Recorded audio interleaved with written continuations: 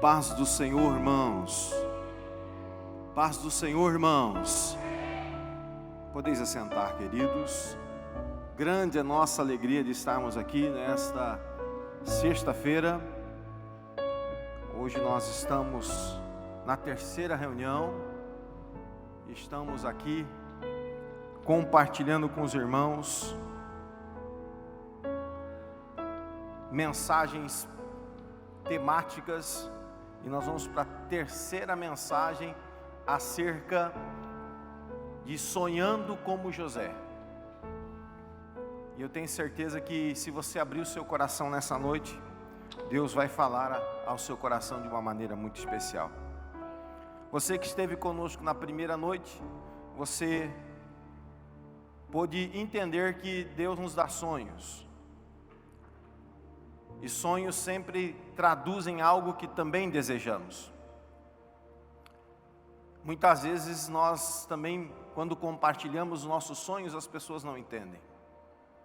E muitas vezes aqueles que estão perto de nós também não entendem. E por isso às vezes causa frustração, causa dúvidas, causa ansiedades na vida das pessoas. Na segunda noite, na sexta-feira passada, quem esteve aqui, levante a mão, por favor. Quem está aqui na primeira noite dessa conferência de novembro, por favor, levante a mão. Bem-vindo, queridos. Na semana passada nós vimos que Deus às vezes usa meios estranhos e nos leva por caminhos que às vezes nós não entendemos, para aperfeiçoar aquilo que já existe dentro de nós. Quem estava aqui semana passada, nós aprendemos juntos, eu também aprendi, que Deus não usa aquilo que eu não tenho. Deus só consegue usar aquilo que eu tenho, nem que seja o restinho do azeite que existe numa botija. Ou seja, eu preciso ter algo para oferecer a Deus para que Ele possa usar, nem que seja um restinho de fé lá no fundo da botija, um restinho de esperança lá no fundo da nossa botija, um restinho de ânimo que eu tenha lá no fundo da minha botija, um restinho de força que eu tenha lá no fundo da minha botija. Eu preciso oferecer algo a Deus para que Ele possa usar. E vimos ali que José foi instruído por Deus, e tudo que ele colocava à mão, mesmo que não fosse dele, prosperava. Para isso, nessa noite eu quero convidar você a abrir a sua Bíblia, e continuamos ali no capítulo de número 39 do Gênesis. Capítulo 39 do livro do Gênesis.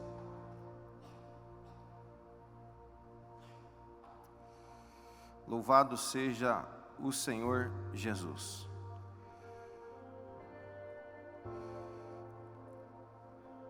Gênesis, capítulo de número 39.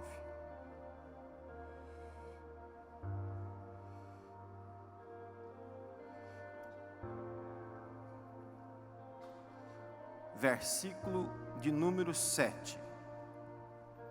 Nós paramos semana passada e aprendemos que tudo quanto José recebeu, e a Bíblia diz ali que o seu senhor Potifar deu não só a sua casa, todo o seu campo, tudo que possuía, e colocou ele como administrador. A pergunta que eu fiz semana passada é que se você teria coragem de largar a sua casa, os seus bens ou aquilo que você possui na mão de alguém que não sabe administrar. Eu tenho certeza que a maioria semana passada e os que estão conosco hoje diriam: não, eu não vou colocar algo na mão de quem não sabe administrar. Então é sinal que José já trouxera de sua casa capacidade aprendida com seu pai para administrar algo. Isso foi perceptível.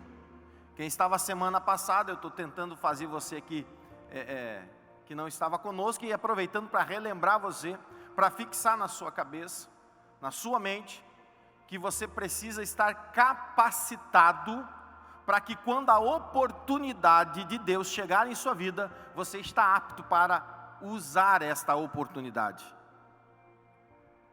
Porque não adianta Deus abrir uma porta na qual você não é capaz, na qual você não está pronto, na qual você não vai conseguir exercê-la. É claro que Deus usou esses momentos também para aperfeiçoar essa capacitação na vida de José.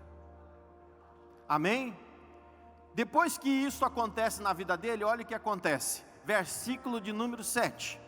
E aconteceu que depois destas coisas, ou seja, depois que tudo que José fazia dava certo, prosperava, irmão, o teu sucesso, a tua bênção vai chamar atenção. Vai chamar atenção de pessoas certas e também de pessoas erradas. Você vai precisar de um filtro. E sabe qual é o melhor filtro que você pode ter? Princípios bíblicos.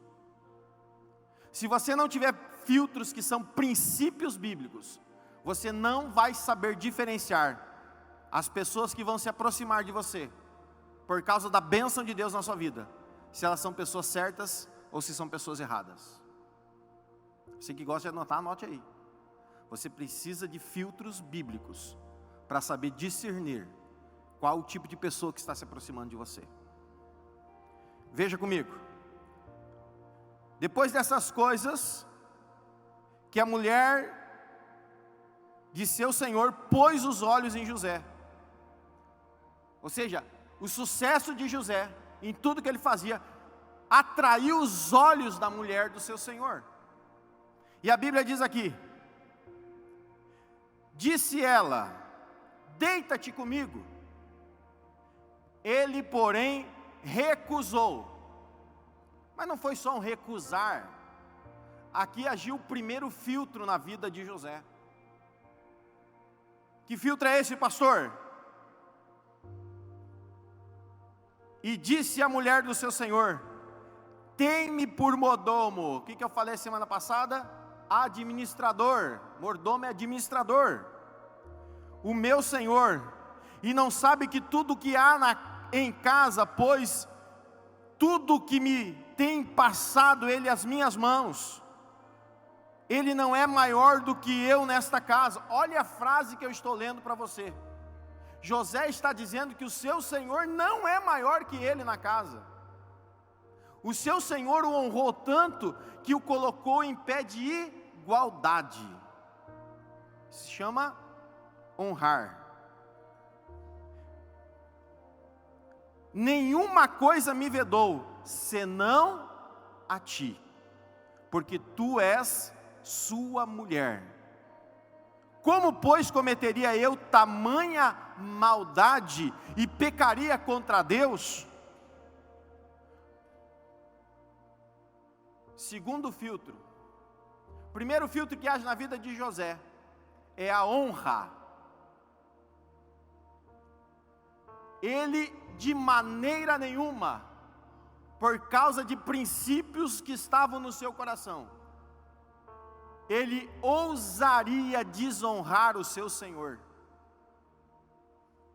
Segundo filtro que age na vida de José é o filtro do respeito.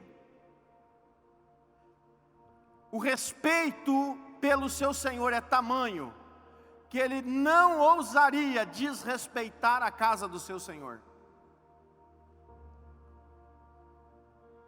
Qual é o problema da nossa geração? O problema da nossa geração é uma geração que não honra mais. Uma geração egoística que não pensa no seu próximo. Que não pensa naqueles que estão numa posição de autoridade sobre a sua vida. A nossa geração detesta a palavra submissão e honra. Sabe qual é a palavra dessa geração? Igualdade. A gente adora ouvir falar em igualdade. A gente adora ouvir falar em passar a régua. Sabe qual é o grande problema? quando nós tentamos anular princípios fundamentais da nossa vida cotidiana, que são baseadas, por mais que talvez o mundo não acredite mais na Bíblia Sagrada, graças a Deus você está aqui.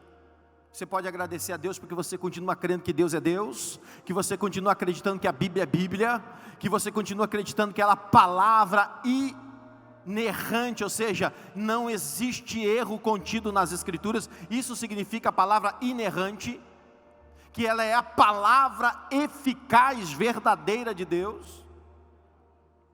Bom, ela é que basiliza todos os princípios sociais que você conhece.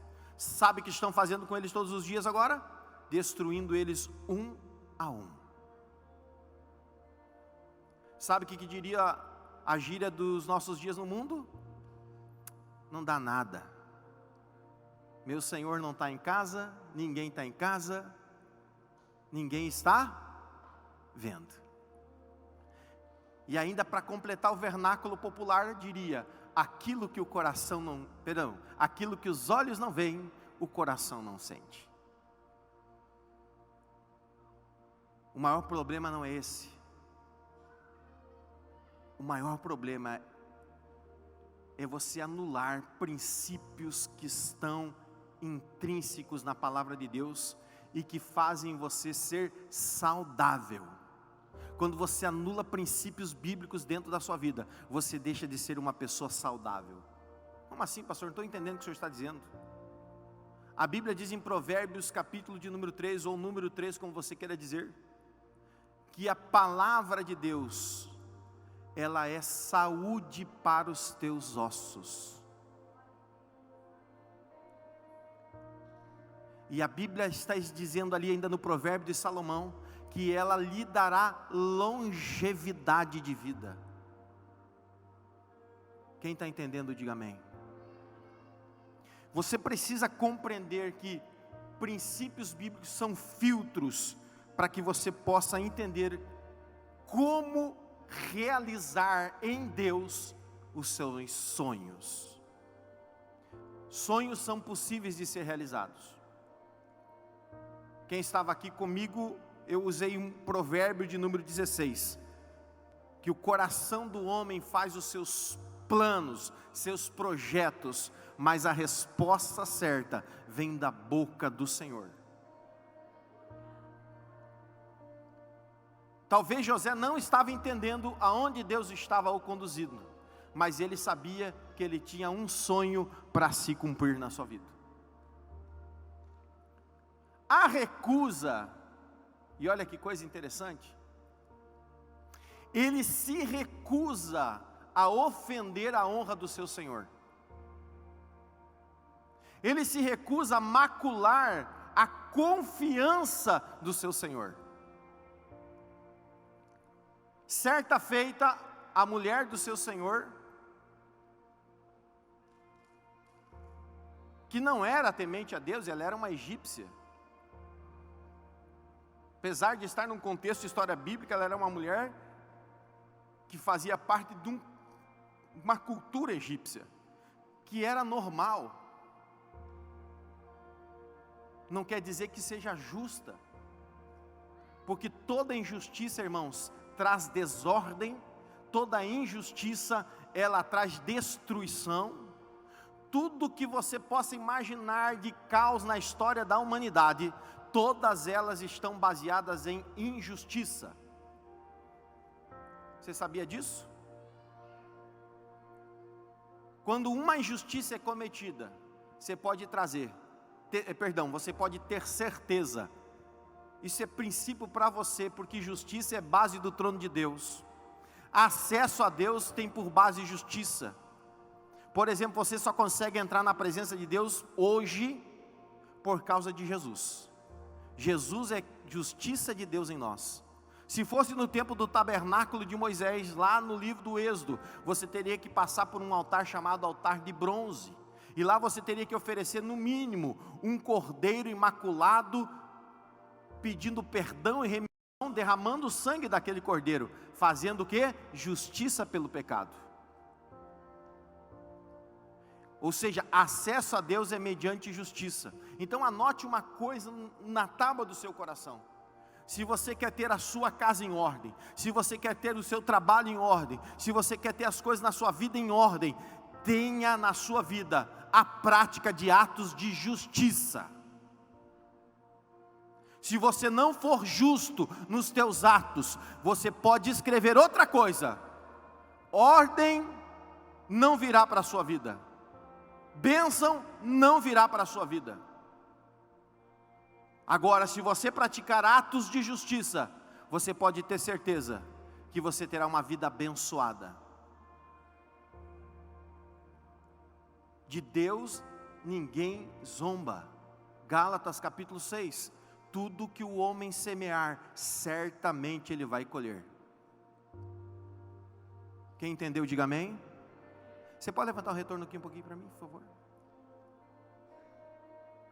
Certa feita, aquela mulher egípcia, esposa do seu senhor, o que ela faz? Ela dispensa todos os empregados da casa, fica em casa sozinha e manda chamar José. Quando José chega, ela diz mais uma vez: deita-te comigo. E ele diz: não. E ela vai e se agarra em suas vestimentas, arranca as suas vestimentas, e ele foge. Você tem duas escolhas diante de um ato injusto. Você pode ficar e praticá-lo. Pô, pastor, das duas primeiras estava tão boa. Está pegando pesado agora, pastor. Mas aqui está a resposta para que, porque muitos sonhos não se realizam. Porque muitas coisas às vezes não dão certas na sua, na minha vida. Porque na hora de nós fugirmos dos atos de injustiça, e virarmos as costas para isso e irmos embora, nós ficamos. E optamos por praticá-los. Então plantamos. E se plantamos, vamos colher. Porque lá no mesmo texto de Gálatas capítulo 6 vai dizer: aquele que semeia na carne colherá corrupção.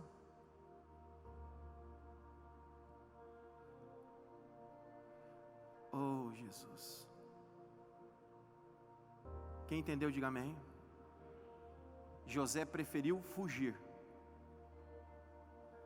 Quando ele foge, ela fica com as vestes dele, faz, irmão, aquele estardalhaço na sua casa, chama os empregados e diz: olha aqui, enquanto vocês estavam fora, José veio aqui, tentou, vou colocar aqui num palavreado bem comum, tentou violentar-me.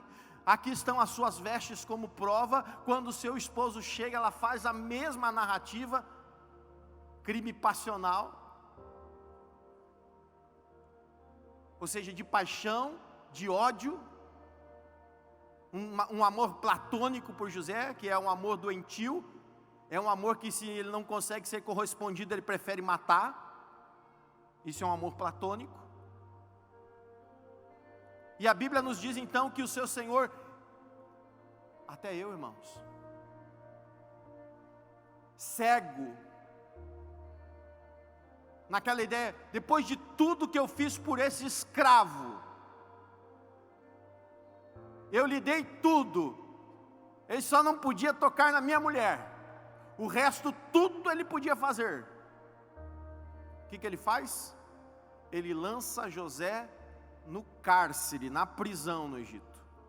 E a prisão não é que nem nos nossos dias não, irmãos. O cárcere sempre era profundo. O que significa isso? Era no nível abaixo da terra. Era lugar escuro, úmido, sujo. E lá foi José. Às vezes a gente não consegue entender por que Deus faz essas coisas. Por que Deus permite que nós passemos por situações que às vezes nós não conseguimos compreender. Uma das melhores revistas de escola bíblica dominical que talvez eu já tenha estudado aqui na igreja foi uma com o título Por que Sofre o Justo? E aquela revista trouxe algumas reflexões importantíssimas. E era baseada na vida de Jó. Por exemplo, Jó, quando ele desabafa com Deus e ele já tinha ouvido a sentença dos seus amigos, e elas todas se resumiam praticamente a uma única frase, que eu posso dizer para você aqui nessa noite: Jó, você pecou contra Deus, confessa, e quem sabe Deus tem misericórdia de você, perdoa e afasta de você esse mal. Basicamente é isso. Então Jó, depois de ouvir todas essas sentenças, ter essas conversas com seus amigos, sim, amigos, porque eu creio que eles queriam o bem de Jó, mesmo que fosse talvez falando que ele havia pecado contra Deus. E a Bíblia diz então que Jó passa a ter uma reflexão e conversa com Deus. E olha que interessante, Deus é interpelado por Jó por 35 perguntas, questionando a Deus literalmente o porquê daquela situação. E sabe o que Deus faz? Não responde nenhuma delas.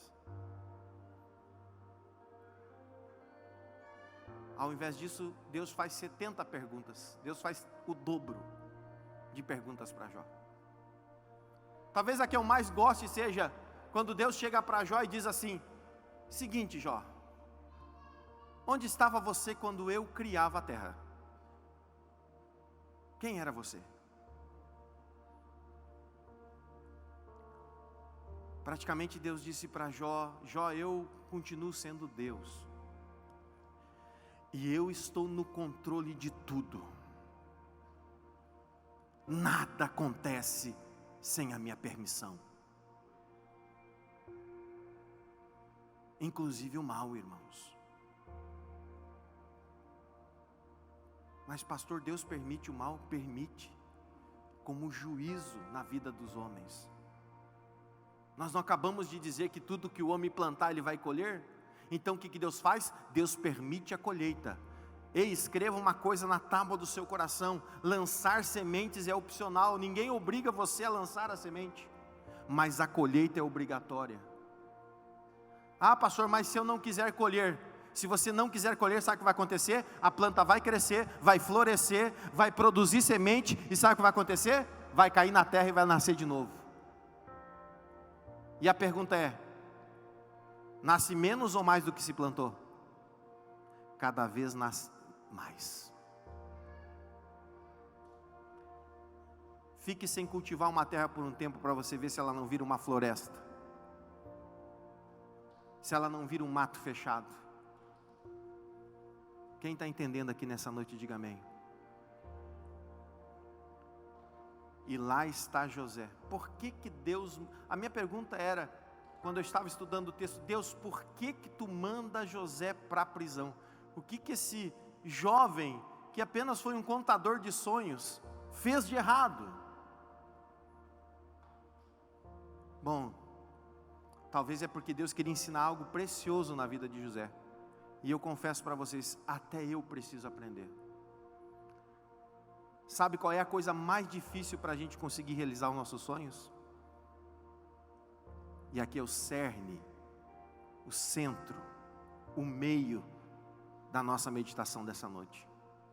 Sabe qual é a coisa mais difícil para a gente conseguir realizar as coisas na nossa vida? É saber lidar com pessoas. A coisa mais difícil na nossa vida é trabalhar com pessoas. A coisa mais terrível, irmãos, é você conseguir gerenciar as pessoas ao seu redor. Isso começa dentro da nossa casa. Você não precisa ser um dono de uma empresa, você não precisa ser, queridos, um dono de um grande aglomerado de empresas, comércio, indústria. Não, você lida com pessoas dentro da sua casa, e se você não souber relacionar-se com as pessoas, primeiro dentro da sua própria casa, Esqueça. Porque sonhos não são construídos lá na empresa, sonhos não são construídos lá na faculdade, sonhos não são construídos, queridos, na escola, no ensino médio, sonhos são construídos dentro da minha casa. Quem está entendendo, diga amém.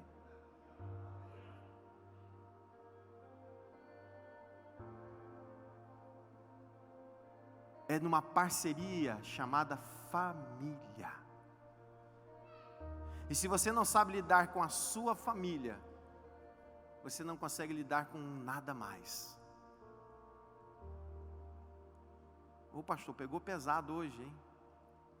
Se você não pode dar um glória a Deus, irmão, diga misericórdia. Porque honra, respeito, você não aprende lá na empresa. Você aprende em casa. Bom dia, boa tarde, boa noite. Você não aprende na empresa, na escola, na faculdade. Você aprende em casa.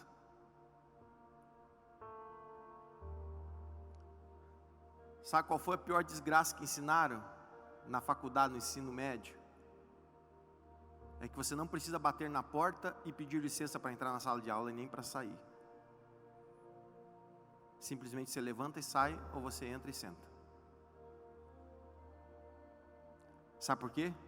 Porque enquanto se obrigava a fazer isso, você bater na porta e pedir licença, o professor parava a aula para você entrar.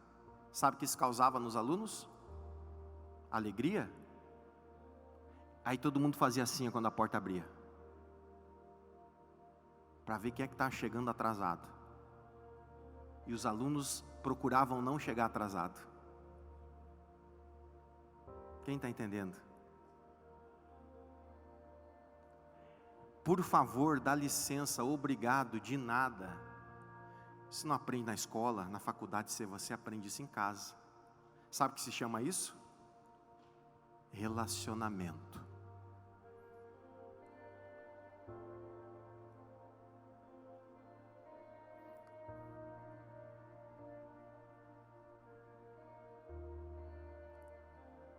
Sim, senhor, sim, senhora. Você aprende isso na faculdade? No ensino médio? Na creche? Não. Isso você aprende em casa. Sabe o que se chama isso?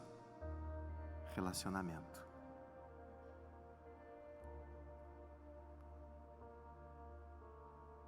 Não dá para dizer aleluia, irmão, diga misericórdia.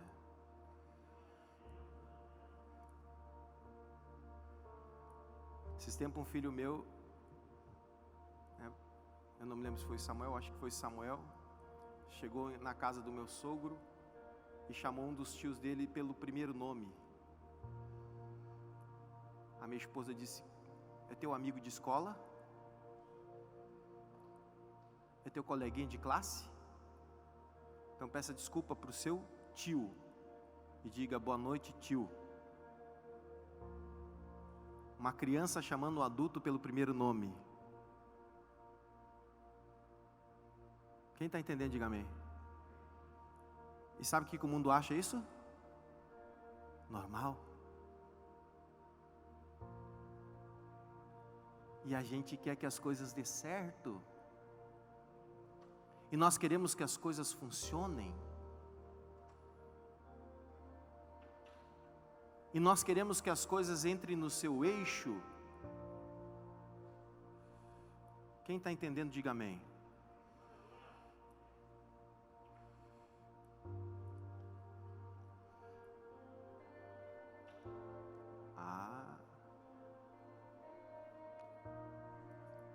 José permaneceu fiel a dois princípios básicos: honra e fidelidade. A confiança que lhe foi dado, isso lhe jogou na prisão. O que você prefere? Manter-se fiel aos seus princípios ou ter prejuízo com seus princípios?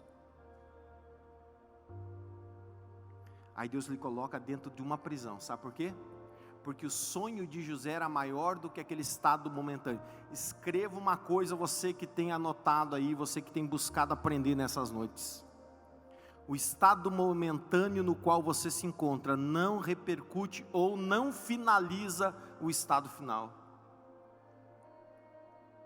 O estado final não se compara com esse momento que você está vivendo. O grande problema nosso é que nós só conseguimos hoje enxergar o momento. Essa é a diferença de quem tem fé. Tem alguém que tem fé aqui nessa noite? Então eu vou ajudar você a exercer a sua fé de uma forma melhor. A fé é a capacidade de você tirar os olhos do agora e enxergar o amanhã.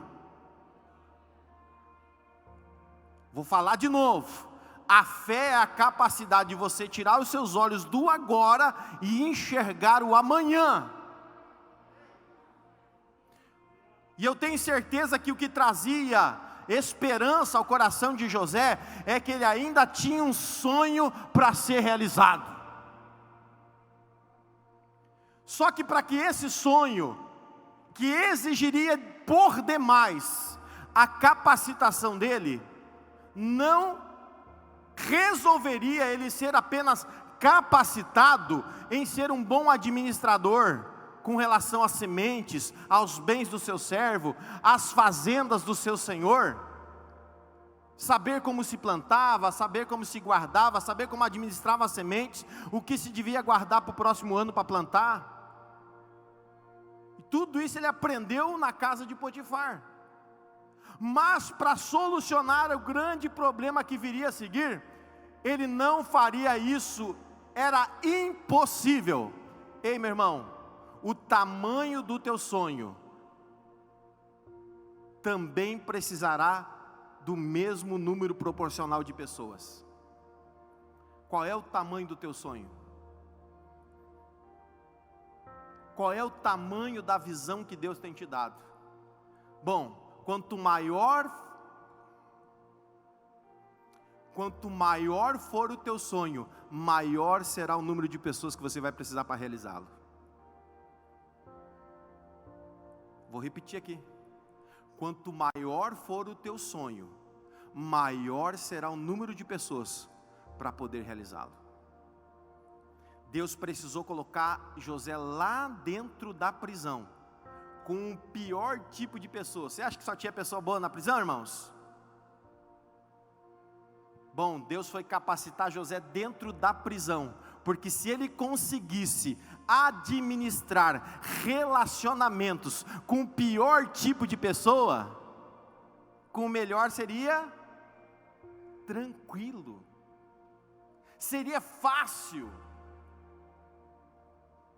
Quem está entendendo? Então lá na prisão, José consegue aprender, porque a Bíblia diz que ele também caiu na graça do carcereiro mor, ou seja, no diretor da prisão. E a Bíblia diz que ele colocou Você já pensou numa coisa dessa, irmão? A Bíblia diz que o carcereiro colocou a prisão sobre a administração de José. Um preso administrando uma prisão. Irmão, só Deus na vida de um homem desse. E a Bíblia diz que, olha, irmão, eu tenho certeza que ele pegou, eu não sei se você já viu, pois o Google vai mostrar para você, se você tiver curiosidade. Procure uma exposição de fotos do Presídio Central de Porto Alegre. Foi até feito por um fotógrafo aqui da nossa universidade, uma pesquisa, se não me traz a memória, da Federal de Pelotas. Irmão, você não vai acreditar o que é o Presídio Central de Porto Alegre. Talvez tenha melhorado um pouco desde o tempo que eu vi aquela exposição aqui, enquanto eu era apenas um acadêmico da universidade. Mas, irmãos, eram cenas terríveis. Aí esses dias eu vi um modelo de prisão federal num sistema privado de prisão. Irmãos, o negócio é maravilhoso. Numa prisão dessas, até acredito que a ressocialização do preso possa acontecer, porque eles, nesse modelo privado de penitenciária, eles não só dormem todo dia, se drogam todo dia, se prostituem todo dia, traficam todo dia, escutam funk todo dia e não fazem nada. Não, uma prisão limpa, organizada, estudam, fazem cursos, se capacitam. E eu tenho certeza, irmãos, que quando José entra na prisão, pastor, como é que o senhor pode dizer isso? Porque está na Bíblia, e eu acredito que a Bíblia é a verdade. Se você pegar a sua Bíblia, olha o que está escrito aqui no texto. Capítulo de número 39, no último versículo do capítulo 39, diz assim: nenhum cuidado tinha o carcereiro com todas as coisas que estavam na mão de José. Oh, glória a Deus! Porquanto o Senhor era com ele. Irmão, eu prefiro estar numa prisão com o Senhor comigo, do que eu estar fazendo coisas que eu, nos meus atos de injustiça, pratico, achando que eu estou feliz. Aqui a Bíblia está dizendo, o Senhor era com ele aonde? Na prisão, e eu tenho certeza que ele pegou aquilo lá, que nem o presídio central de Porto Alegre, e transformou no maior luxo. Por quê, pastor? Porque tudo que ele fazia, o Senhor prosperava. Ou seja, até o que ele fazia dentro da prisão, prosperava. Porque ele permaneceu fiel. Quem está entendendo, diga amém. Ele permaneceu fiel. Ali ele aprendeu a suportar. Primeira coisa no relacionamento das pessoas, você tem que saber o limite das pessoas. Não, você tem que saber os seus limites. Segunda coisa importante em relacionamento com pessoas, você tem que saber a hora de virar as costas. Porque não? Porque você vai brigar se você não parar.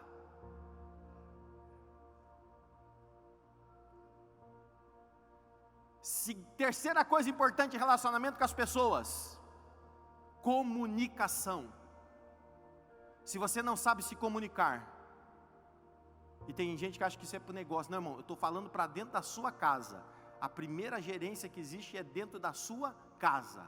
Se a sua casa não sabe se comunicar, se a sua casa não sabe se suportar, se a sua casa não sabe o limite de parar, que é o limite de respeitar, a sua casa é uma casa fadada à ruína. A sua casa é uma casa fadada ao fracasso. Quem está entendendo, diga amém. Relacionamento com pessoas requer investimento. Por exemplo, um casamento, para continuar firme e forte, ele precisa de investimento. Eu sempre falo, quando falo de casamento, eu falo no início da sua relação. Quantos casados temos aqui? Levante a mão, por favor. Bom, você que é casado, que tem um relacionamento, que está no namoro, que está no noivado, que já é casado, como é que você fez para conquistar o amor da sua vida?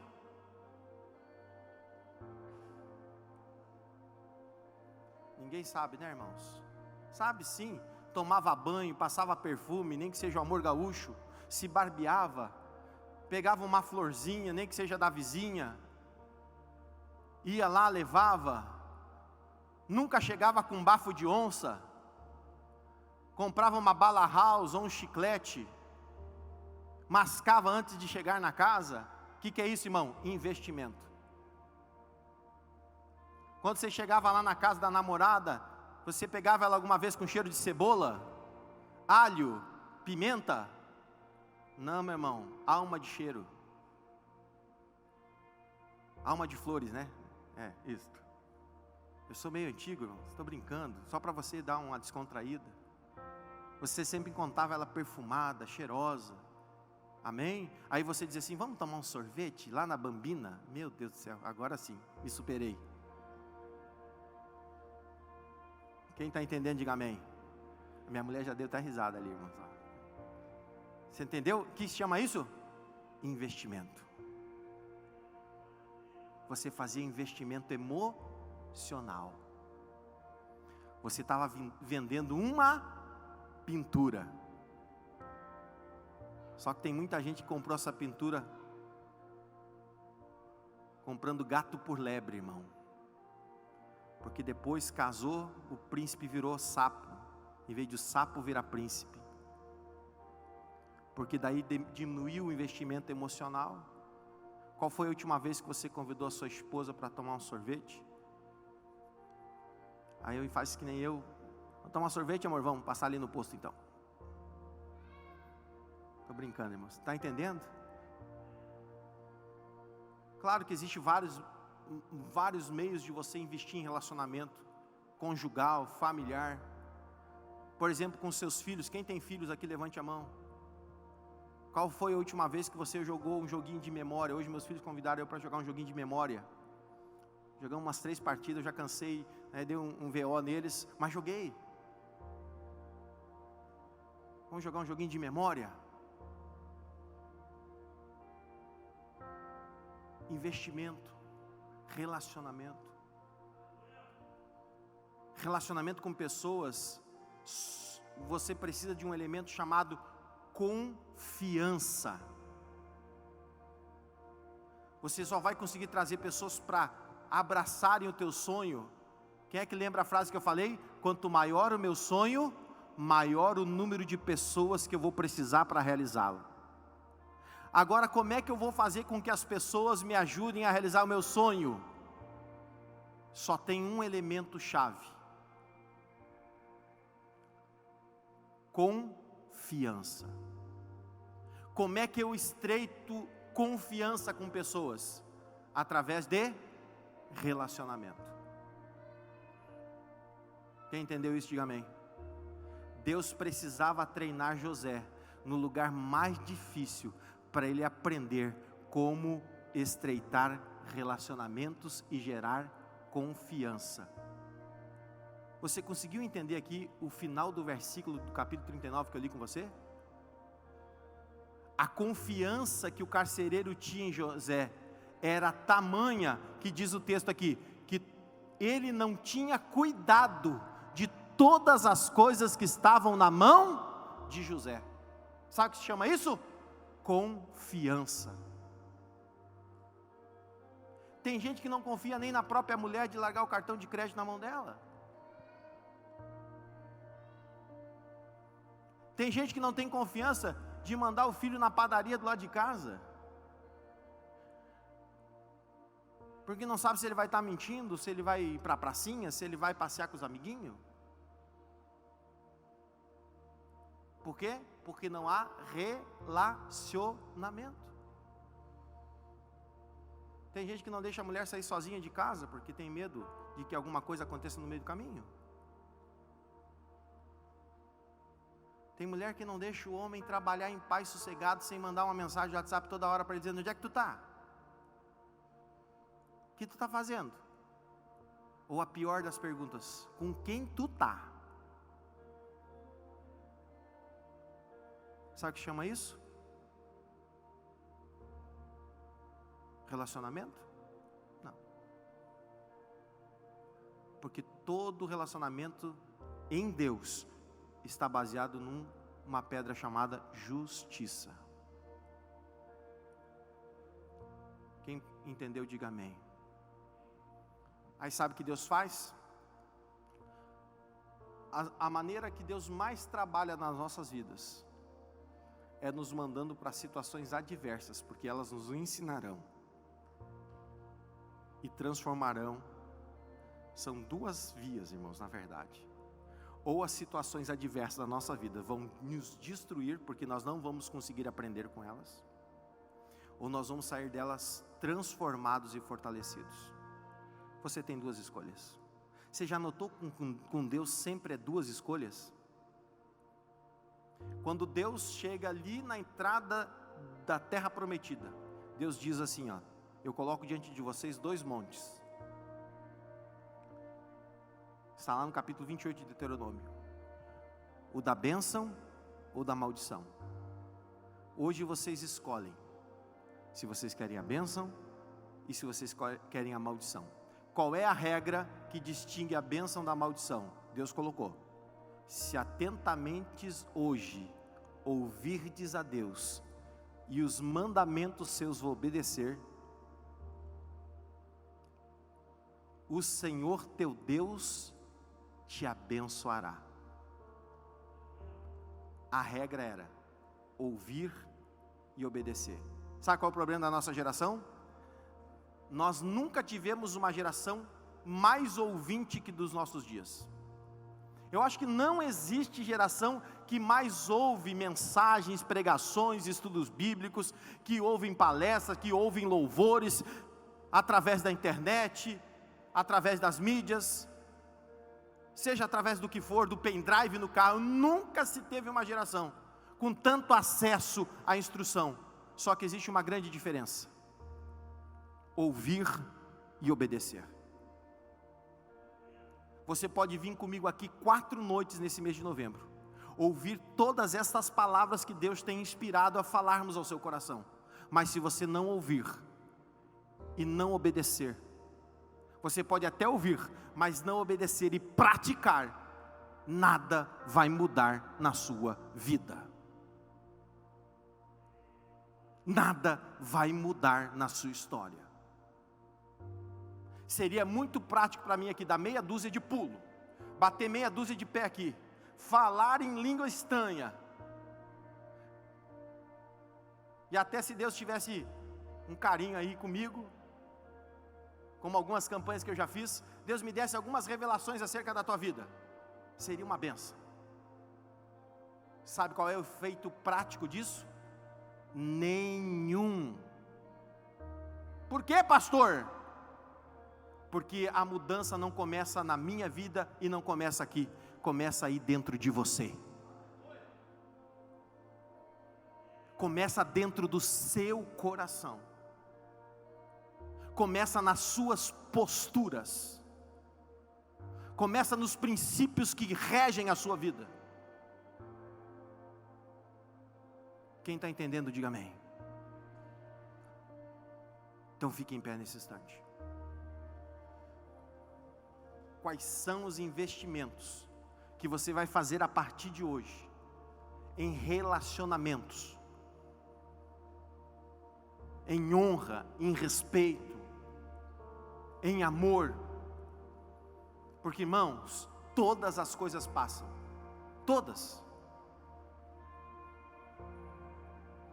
A minha beleza passou, irmãos. Pode rir agora. Beleza passa. Esses dias, vem ali às vezes as páginas que você visita no Facebook, e às vezes vem ali, né, veja o artista como está hoje. Alguém já viu isso? Alguém já viu? Não, sério, que você nunca viu. Esses dias eu vi a Cindy Crawford. Não sei se alguém conhece, uma grande artista de cinema americana. Meu Deus, irmãos, parecia a bruxa do 71 do Chaves. E ela era considerada uma das maiores top models do meu tempo de adolescente. Um modelo de beleza. Irmãos, parecia a bruxa do 71 do Chaves. Por quê? Porque a beleza vai embora. Irmão, tudo nessa vida é passageira. Tudo nessa vida, como diz a canção, é ilusão. Mas sabe o que permanece? A Bíblia diz: a fé, a esperança e o amor. Sendo a maior das 3, o amor. São coisas que você cultiva para a eternidade. Relacionamentos se baseiam exatamente nesses 3 elementos. Em fé, que é confiança, é crer, é acreditar, é a esperança de que algo melhor virá, algo melhor acontecerá, algo será transformado. Isso é esperança. Algo de bom sairá de toda essa história ruim que eu estou vivendo. Você tem que olhar a circunstância dessa forma. Algo de bom Deus vai me trazer, porque a Bíblia diz que todas as coisas contribuem para o bem daqueles que amam a Deus. Então isso é esperança, irmão. Algo bom vai sair de tudo isso. E o amor é investimento. é investimento através das suas ações, através das suas relações, é investimento em pessoas, os seus atos com relação às pessoas. Oh, glória a Deus. Oh, aleluia.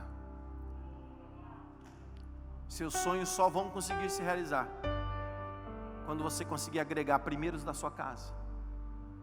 Porque não adianta o esposo lutar por um lado, a esposa lutar por outro. Precisamos lutar pela mesma direção. Aleluia.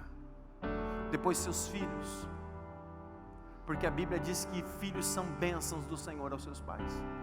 Feliz e bem-aventurado o homem que tem a sua casa cheia deles, diz o Salmo 127. São como flechas na mão do valente. Oh, glória a Deus. Depois o Senhor vai te abençoar em todos os teus demais relacionamentos, para que você possa ser eficaz, porque aquilo que você pratica em casa, você aplica na rua. Aquilo que você aprende em casa, você pratica na rua. Aleluia, Jesus. E as histórias vão sendo modificadas e transformadas. Eu quero que você ponha a mão sobre o seu coração. Você, irmão, semana que vem é a nossa última mensagem. Semana que vem você vai ver a razão porque Deus faz com que José passe por tudo isso. Semana que vem eu vou falar de 5 coisas que estagnam você, que prendem você, que não permitem você de andar.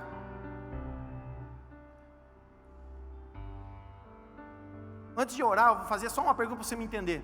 Quantos aqui já fizeram vários sonhos e não conseguiram tirar ele do coração e transformar em realidade? Levante a mão. Levante a mão, pode levantar, não tenha vergonha. Eu sou um. Semana que vem eu vou falar sobre 5 coisas que nos impedem, que nos estagnam, nos param, nos seguram no nosso lugar e a gente não consegue realizar. Assim como também nós vamos orar e vamos, através da palavra de Deus, entender quais são as chaves que vão abrindo essas portas que estão nos bloqueando, que estão nos segurando, que estão nos prendendo. A oração de hoje, e eu quero que você feche os olhos agora, porque eu quero falar só com você. Faz de conta que só está você aqui, e eu estou encerrando o culto. Eu quero que você agora, durante a oração, eu quero que você comece a trazer a sua memória. Assim como o texto bíblico diz, eu quero trazer à memória aquilo que me traz esperança. Mas às vezes, para que eu possa trazer à memória aquilo que me traz esperança, primeiro eu tenho que me trazer à memória aquilo que está me impedindo de ter esperança. Então eu quero trazer à sua memória agora, em nome do Senhor Jesus, aquilo que está impedindo você de ter bons relacionamentos, aquilo que está impedindo você de ter um bom relacionamento em casa, de ter um bom relacionamento com o seu esposo, com a sua esposa, de ter um relacionamento bom com seus filhos, para que os seus filhos te ouçam, porque a Bíblia diz que o Senhor converterá o coração dos pais aos filhos e dos filhos aos pais. Então essa palavra profética tem que se cumprir na vida daqueles que creem no Senhor. Então eu quero trazer agora, pelo poder da oração, a memória, e você vai dizer: Senhor, eu quero renunciar a isso. Eu não quero mais agir dessa forma com meu esposo, eu não quero mais agir dessa forma com a minha esposa, eu não quero mais agir dessa forma com meu filho, eu não quero mais agir dessa forma com meu patrão, eu não quero mais agir dessa forma com meu empregado, eu não quero, oh meu Deus, agora Deus está começando a trazer o manto aqui. Eu não quero mais agir dessa forma com meu pastor, eu não quero mais agir dessa forma com meu ministro de louvor, com meu dirigente do louvor, eu não quero mais agir dessa forma como a líder de mulheres, eu não quero mais agir dessa forma, oh aleluias, com o líder do meu diaconato, eu não quero mais agir dessa forma no meu ministério, porque eu estou frustrado no meu ministério, eu não quero mais agir dessa forma. Então o Espírito Santo vai começar a trazer a tua lembrança agora, e isso é para quem crê, isso é para quem quer ter vida modificada a partir dessa conferência, para quem quer ter atos diferentes e atos de justiça a partir dessa conferência, que você não quer ficar mais estagnado, mais parado do jeito que você está, mas você quer começar a colocar os teus sonhos em andamento, você quer passar pela faculdade de Deus para que os sonhos se realizem na sua vida, então começa a pedir ao Espírito Santo: Espírito Santo, mostra para mim, porque o Espírito Santo, a Bíblia diz que ele que convence o homem, e para convencer, o Espírito Santo vai te mostrar coisas. Então, se você tem coragem, coloca a mão no teu coração. Senhor Jesus, é a tua palavra que é poderosa para discernir os intentos do coração do homem. Eu não conheço o coração das pessoas, eu não conheço os seus sentimentos, eu não conheço as suas vontades. Mas, Senhor, quem sabe os seus sonhos, os seus projetos, desígnios, muitas vezes têm sido frustrados, porque projetos e desígnios é aquilo que nos traz plenitude, felicidade, satisfação, e é isso que Tu deseja para nós como Teus filhos. Mas quem sabe, Senhor, eles não conseguem ter bons relacionamentos, não conseguem ter relacionamentos familiares, conjugais, eles não conseguem ter, Senhor, relacionamentos bons no seu ambiente de trabalho, eles não conseguem, Senhor, produzir de maneira eficaz, porque os seus relacionamentos estão baseados em fatos de justiça. Não, Senhor, estão baseados em atos injustos. Então nessa noite, traz a lembrança, traz, Senhor meu Deus, a sua mente agora, quais são as posturas nos relacionamentos que eles precisam mudar, quais são as posturas, Senhor, nas suas ações de relacionamentos pessoais que eles precisam ser transformados, e que nós possamos, Senhor, ter princípios bíblicos que regem, que conduzem, que levam a nossa vida, Senhor,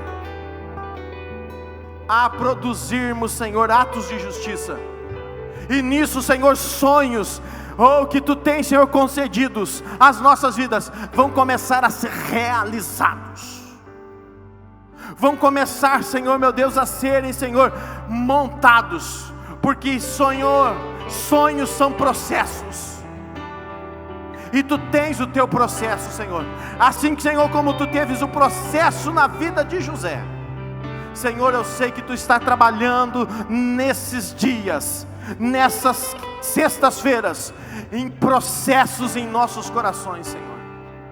Então, Senhor, toca-nos, molda-nos, trabalha em nós, Senhor, em o nome de Jesus Teu Filho. Amém e amém, Jesus.